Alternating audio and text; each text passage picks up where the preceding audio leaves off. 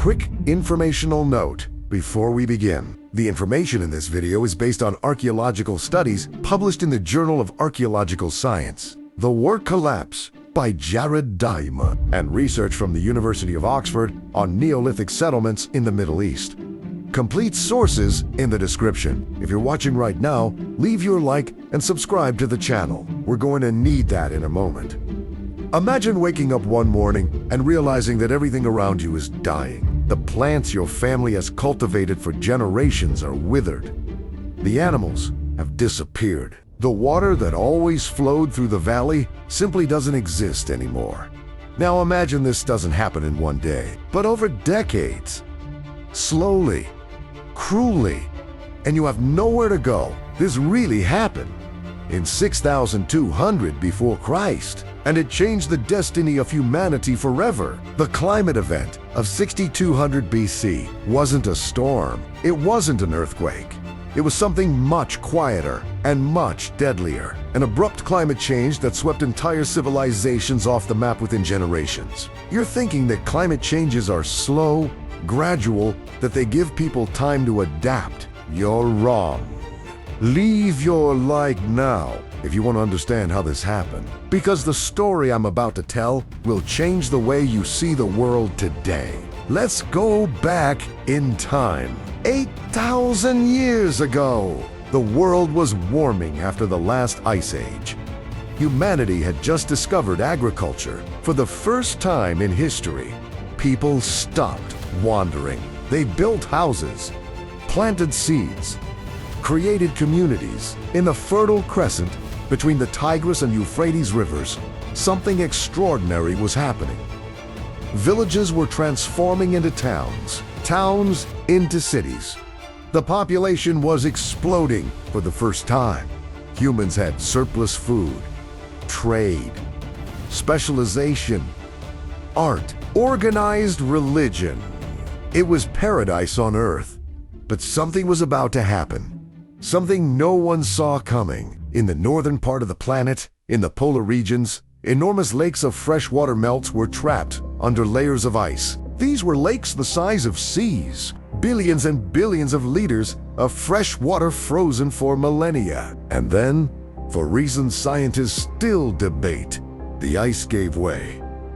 The water gushed out, not in days, but in weeks, maybe months. An unimaginable amount of fresh water dumped into the North Atlantic all at once. You need to understand what this means. Subscribe to the channel now, because this part is crucial and you won't want to miss what comes next. The oceans have a circulation system, currents that move warm water from the tropics to the poles and cold water back.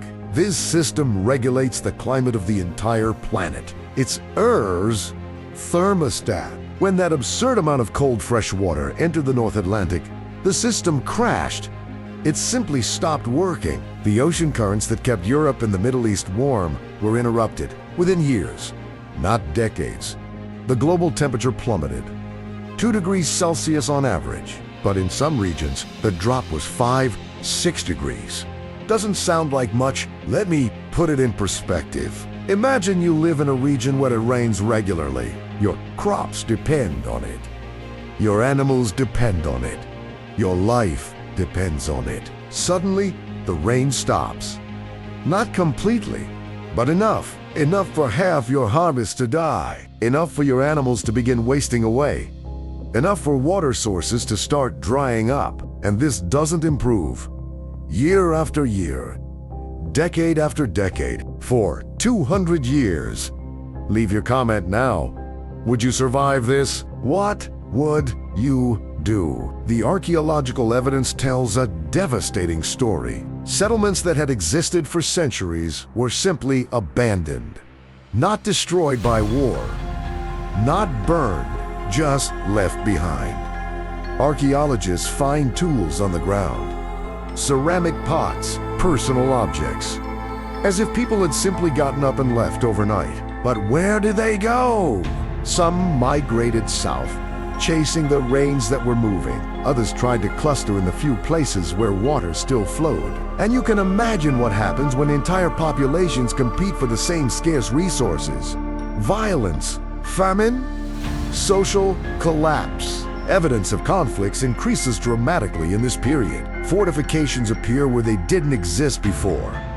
Signs of trauma on skeletons. Settlements burned not by drought, but by war. Abundance had transformed into scarcity, and scarcity transformed neighbors into enemies. If you're enjoying this content, leave your like and subscribe. Only a few minutes left until the end, and you'll want to see how this concludes. But here's something fascinating. Not everyone succumbed. Some communities survived, and how they survived teaches us something crucial. Communities that had diversified their food sources fared better.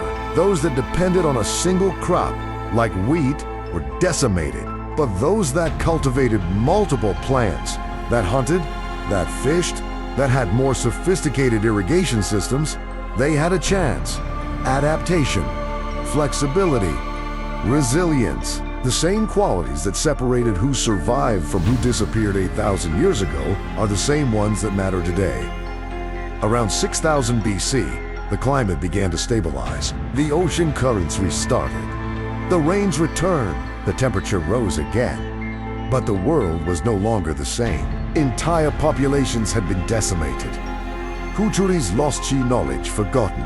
The remaining communities were different, more cautious, more prepared. And perhaps more importantly, they had learned something, that the world can change quickly, without warning, and that the only constant is change. Leave your comment.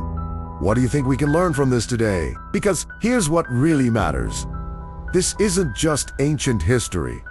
It's a warning. The 6200 BC event shows us that Earth's climate can change abruptly, not in centuries, but in years. And when that happens, even the most advanced civilizations of the time can fall. We, today, have something they didn't have. Knowledge, technology, global communication. But we also have something that makes us vulnerable in ways they never were. Interdependence, extreme specialization, global supply chains that can collapse like a house of cards. If the ocean currents crashed today, it wouldn't just be a regional problem. It would be global. Agriculture in collapse, mass migrations, conflicts over resources. And we're not talking about theory. Scientists have been observing signs of weakening in the same currents that stopped 8,000 years ago. History doesn't repeat itself, but it rhymes. And if you've paid attention this far, you understand that knowing the past isn't about living in the past. It's about seeing the future before it arrives. Let me take you deeper into what actually happened during those 200 years of crisis. Because the details matter, the human stories matter, and the patterns matter. When the rains first began to fail, people didn't panic immediately.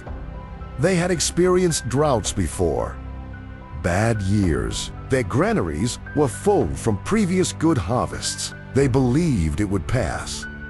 But it didn't pass. The first year, they ate from their stores.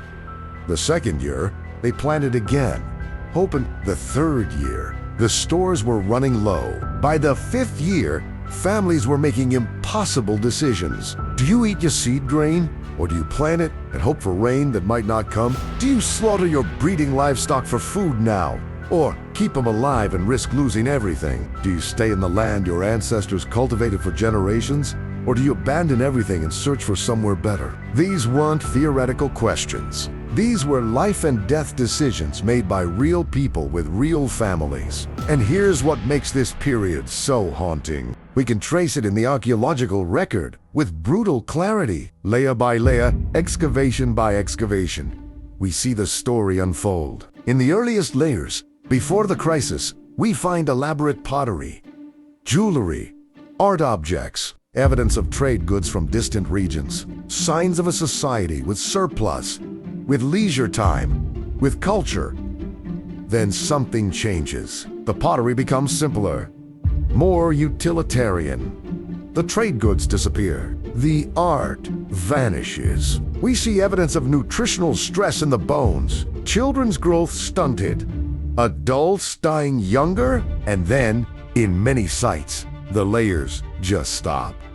No destruction layer, no fire, no conquest, just abandonment. If you're still watching, hit that like button and subscribe, because what I'm about to tell you next explains why this matters so much for us today. The settlements that survived this crisis share specific characteristics, and scientists have studied these patterns extensively. First, geographic sites located near multiple water sources, not just one, had higher survival rates. A settlement dependent on a single river was doomed if that river dried up. But a settlement near a river and a spring, and with access to groundwater wells, had options. Second, economic diversity. Communities that relied on a single crop were devastated. Wheat needs specific rainfall patterns. If those patterns change, your entire food system collapses. But communities that grew wheat and barley and lentils and raised sheep and goats and hunted wild game and fished, they had redundancy. When one food source failed, others could compensate. Third, social structures that allowed for cooperation. There's evidence that some communities pooled resources during the worst years. Shared food stores, organized labor for irrigation projects, made collective decisions about migration and settlement. Communities without these structures fragmented, every family for itself. And in a resource crisis, that's a death sentence. Fourth, and this is crucial, technological innovation. Some sites show evidence of new irrigation techniques developed during the crisis.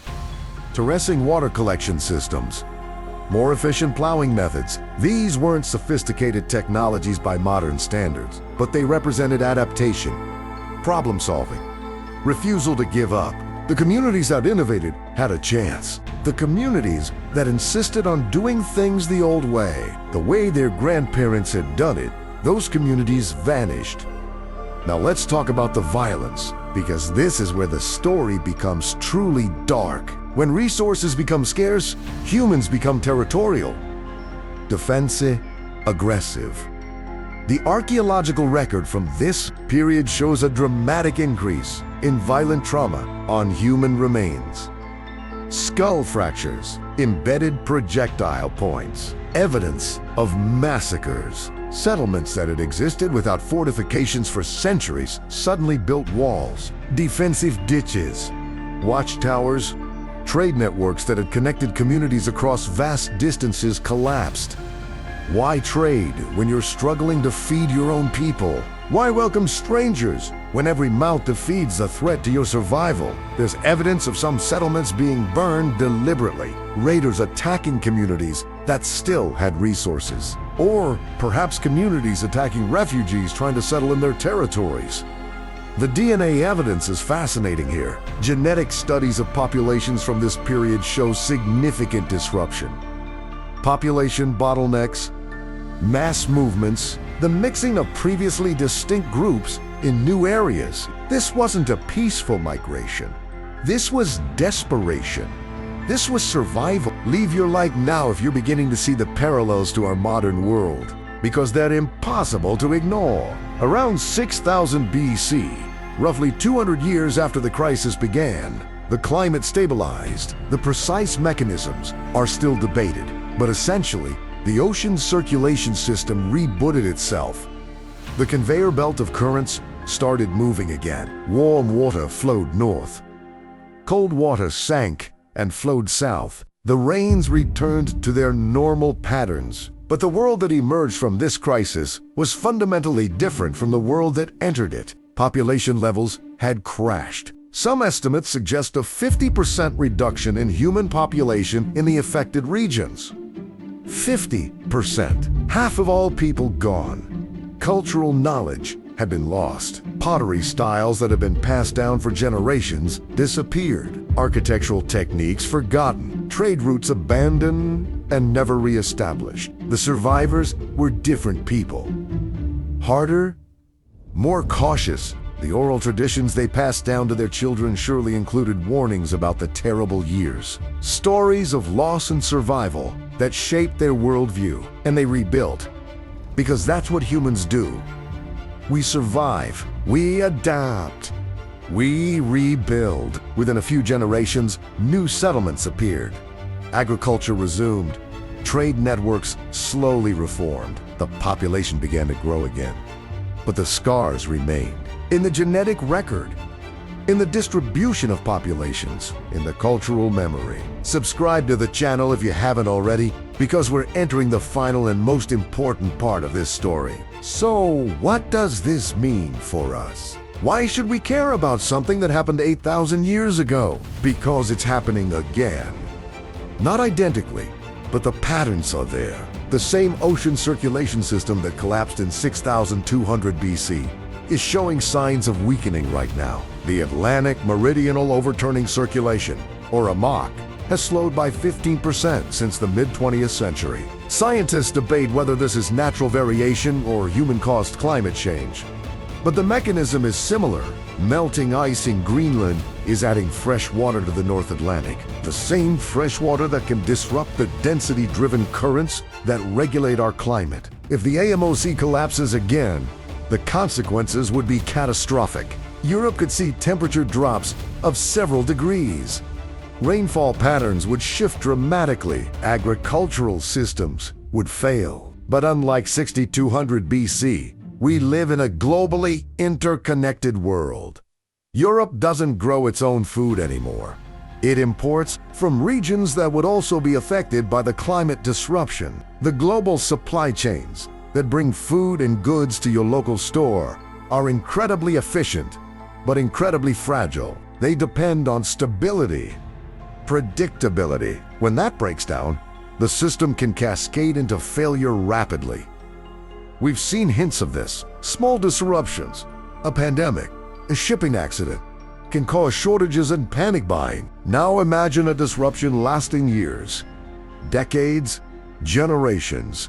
Would our society handle it better than our ancestors in 6,200 BC? We have better technology, yes, better communication, better transportation, but we also have vulnerabilities they never had. Our agriculture is industrialized and specialized. Most people can't grow their own food, can't hunt, can't fish. We depend entirely on the system working. Our populations are concentrated in massive cities, millions of people in single metropolitan areas, all dependent on food and water being brought in from elsewhere. Our social bonds are weaker. How many of your neighbors do you actually know? Could you organize a community response to a crisis? Could you pool resources and make collective decisions? These are uncomfortable questions, but they're necessary questions. The Peloply of 6,200 BC didn't have the luxury of ignoring their climate crisis. It was literally life and death. And for many, it was death. We have the advantage of foresight. We can see the warning signs. We can study what happened before. We can prepare. But will we? Leave your comment right now. Do you think humanity is prepared for a major climate disruption? What would you do to prepare? Here's what we can learn from 6,200 BC. Here's the actual practical wisdom from that ancient catastrophe. Diversity is survival. Don't depend on a single system, a single crop, a single plan. Have redundancy, have backups, have options. Community is strength. The settlements that survived did so through cooperation. Individual families trying to go it alone failed. We need to rebuild social bonds, know our neighbors, create networks of mutual support. Innovation is essential. The communities that adapted, that tried new technique, that refused to keep doing things the old way when the old way wasn't working, those communities had a chance. We need to be willing to change, to experiment, to let go of traditions that no longer serve us. And perhaps most importantly, humility. The people before the crisis thought they had it figured out. They had built cities, developed agriculture, created civilization. They thought they had conquered nature. They were wrong. And we might be wrong too. The Earth's climate has changed abruptly before. It can change abruptly again. The systems we depend on are more fragile than we like to believe. But knowledge is power. Understanding is preparation. By studying what happened 8,000 years ago, We give ourselves a chance to do better this time. The archaeological record of 6200 BC is a time capsule, a message from the past, a warning carved in abandoned settlements and dried up rivers and bones with evidence of violence and starvation. The message is simple. This can happen. This has happened. This might happen again. The question is whether we're listening. If this video made you think, leave your like, subscribe to the channel, and hit that notification bell. Share this with someone who needs to see it. And tell me in the comments, what's the most important lesson from this ancient climate catastrophe? History gave us the instruction manual. The question is, will we read it before it's too late? The survivors of 6200 BC didn't have our advantages. They didn't know what was happening. They didn't have global communication. They didn't have advanced technology. They didn't have the collected scientific knowledge of centuries. All they had was resilience, adaptability, the refusal to give up, and somehow they survived. They passed their genes down through the generations until they reached us. We exist because they survived. Now it's our turn. Our test, our crisis, and unlike our ancestors, we have the benefit of their experience. We can learn from their mistakes. We can prepare where they couldn't. But only if we choose to, only if we act, only if we take the warning seriously. Know the past, see the future. That's not just a catchy phrase. It's survival wisdom from 8,000 years of human history. The panoply of 6200 BC are reaching across the millennia, trying to tell us something. The question is whether we're wise enough to listen. Thank you for watching. Like, subscribe, comment, and I'll see you in the next video where we continue exploring the patterns that connect our past to our future.